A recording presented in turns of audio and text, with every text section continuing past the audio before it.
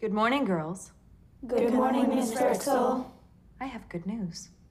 Gadis-gadis cilik ini dipungut dari jalanan, lalu ditempatkan dalam sebuah asrama bernama Vestalis, yang dikelola oleh Dr. Miro dan Bu Brixil. Para gadis dididik tentang kepatuhan, kesabaran, kecantikan, dan kesehatan. Mereka nggak boleh keluar dari asrama. Dan didoktrin bahwa udara di luar sudah tercemar dan sangat kotor, hingga bisa merusak wajah cantik mereka. Pokoknya, mereka harus feminim dan perfect, agar kelak bisa diadopsi oleh orang kaya. Bahkan setiap malam, mereka diwajibkan merawat wajah dan minum vitamin. Dan semua kegiatan para gadis terpantau oleh CCTV. Jika ada yang melanggar peraturan, bakalan dihukum berat. Hari-hari mereka lalui dengan patuh, supaya bisa naik kelas atau level. Mereka sangat antusias untuk mencapai kelas tertinggi. Karena di kelas itulah mereka akan diadopsi. Hingga sampailah mereka di kelas yang diidam-idamkan, yaitu level 16.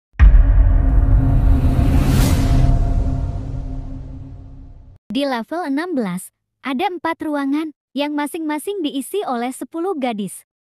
Vivian, Eva, dan Rita dapat kamar yang sama, yaitu di Rose Hall.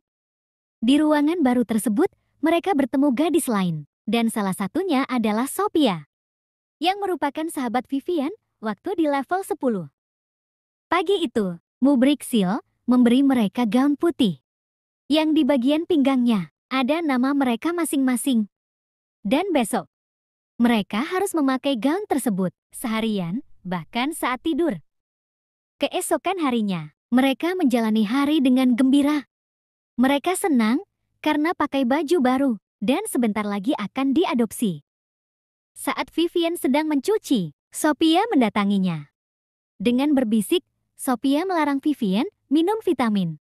Tapi belum sempat ngejelasin, Eva datang memanggil Vivian. Dan malam pun tiba. Udah waktunya mereka harus minum vitamin dan tidur. Tapi kali ini, vitaminnya berwarna biru, nggak putih seperti biasanya. Namun dengan tersenyum, mereka tetap meminumnya. Sedangkan Vivian diam-diam memuntahkan vitamin itu ke kloset. Malam itu, para gadis tertidur seperti orang pingsan. Kecuali Vivian. Lalu Sophia mendatanginya dan menjelaskan bahwa vitamin berwarna biru adalah obat bius, sedangkan yang berwarna putih adalah obat tidur. Sophia bercerita, udah nggak minum vitamin sejak level 13. Dan di malam hari, saat temannya udah tidur, dia sering melihat penjaga yang jalannya pincang masuk ke kamar dan melecehkan gadis-gadis. Makanya, Sophia larang Vivian minum vitamin agar bisa saling tolong saat ada bahaya. Lalu terdengar suara, mereka pun pura-pura tidur. Ternyata itu adalah Bu Brixil dan 2 penjaga. Kemudian Bu Brixil menunjuk Olivia dan Vivian, lalu kedua penjaga itu membopong mereka. Kemudian, 2 gadis remaja itu diletakkan di sebuah ruangan. Lalu Bu Brixil masuk bersama sepasang suami istri yang udah tua. Si suami kagum dengan kecantikan Vivian. Tapi si istri malah memilih Olivia dan menyuruh si suami segera membayar. Kemudian Vivian dikembalikan ke kamar. Lalu Bu Brixil menyuruh penjaga membawa Rita dan Sophia. Gak lama kemudian, Sophia juga dibalikin ke kamar. Keesokan harinya, Vivian dan Sophia mengatur rencana untuk berjaga-jaga kalau si penjaga mesum datang. Melihat Vivian dan Sophia makin akrab, Eva jadi jealous. Lalu Eva melaporkan Vivian pada Bu Brixil, yang berakibat Vivian dihukum dan dimasukkan ke dalam penjara kecil. Sedangkan di kamar, Sophia sibuk mengikat kain untuk dijadikan tali. Lalu Alex, si penjaga yang kakinya pincang datang. Sophia pura-pura tidur. Kemudian Alex mulai menyentuh seorang gadis. Sophia nggak tinggal diam. Dia menjerat leher Alex dengan tali yang dibuatnya tadi. Lalu Sophia berlari keluar kamar. Tapi ketangkap oleh Alex dan Sophia langsung dihajar. Saat Alex mau melecehkannya, Sophia mukul kepala Alex dengan setrika, hingga Alex pun pingsan. Sophia lalu mengambil kartu kunci di saku Alex, dan pergi menemui Vivian. Tapi, belum sempat ngebebasin Vivian, alarm berbunyi. Sophia pun kabur. Keesokan harinya, para gadis dikumpulkan. Lalu Bu Brixil mengomeli mereka, dan Dr. Miro juga marah banget. Karena Sophia udah bikin onar, dan satu kartu kunci hilang. Lalu Dr. Miro menyuruh penjaga membawa salah satu gadis untuk dihukum. Tiap hari, mereka akan dihukum secara bergantian, sampai kartunya dikembalikan. Dr. Miro juga menyuruh Bu Brixil untuk memastikan gadis-gadis itu meminum vitaminnya. Vivian pun terpaksa meminum vitamin itu. Dengan susah payah, Vivian menahan kantuk. Dia sampai melukai tangannya agar tetap terjaga. Lalu tanpa sengaja, dia menemukan kartu yang terselip. Vivian pun langsung menggunakan kartu itu untuk membuka pintu. Tapi ternyata pintu nggak bisa kebuka. Nggak kehabisan akal, dia menggunakan kartu tersebut untuk membuka baut engsel pintu. Setelah pintu berhasil dibuka, dengan sempoyongan, Vivian menemui Bu Brixil. Dia menanyakan keberadaan Sophia. Bu Brixil bilang Sophia ada di lantai bawah. Sembari berusaha menyuntik Vivian. Untungnya Vivian sigap dan menghajar Bu Brixil dengan lampu meja. Lalu menyuntikkan vitamin itu ke Bu Brixil.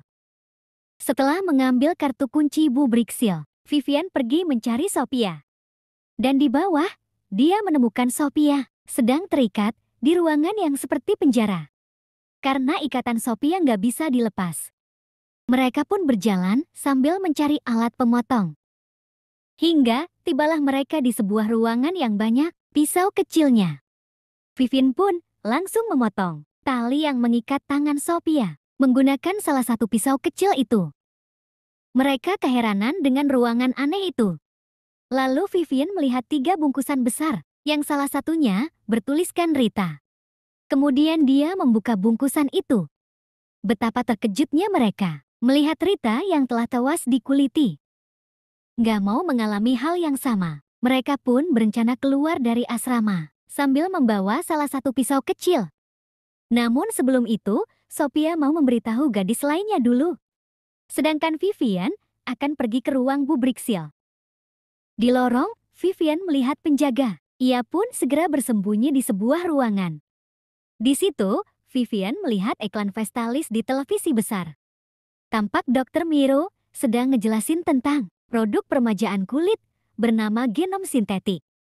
Terapi kecantikan itu menggunakan donor, gadis remaja yang memiliki wajah paling sehat di dunia. Tentu aja, lihat iklan itu, Vivian sedih banget. Sementara itu, Sophia kesulitan ngajakin para gadis pergi. Karena mereka sudah bertahun-tahun didoktrin. Lalu Vivian datang dengan membawa Bu Brixil yang terikat. Kemudian Vivian ngejelasin bahwa Vestalis bukanlah asrama, juga bukan penjara, melainkan peternakan. Mereka dirawat bukan untuk diadopsi, namun untuk dijadikan donor. Bagi orang kaya yang ingin tetap awet muda dan cantik. Tapi tetap aja loh, nggak ada yang percaya. Apalagi Bu Brixil, sok jadi orang yang paling tersakiti.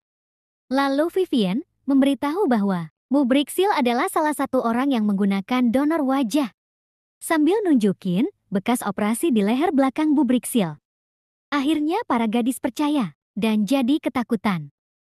Kemudian mereka mengurung Bu Brixil di penjara kecil, lalu bergegas keluar asrama. Tapi alarm berbunyi dan Sophia tertangkap. Vivian berusaha menolong Sophia. Dengan susah payah mereka berdua melawan si penjaga. Akhirnya, si penjaga bisa dikalahkan dan didorong hingga jatuh. Namun, penjaga lain datang sambil menembak. Mereka lari sekuatnya dan terpencar. Sedangkan Vivian dan Sophia tertinggal.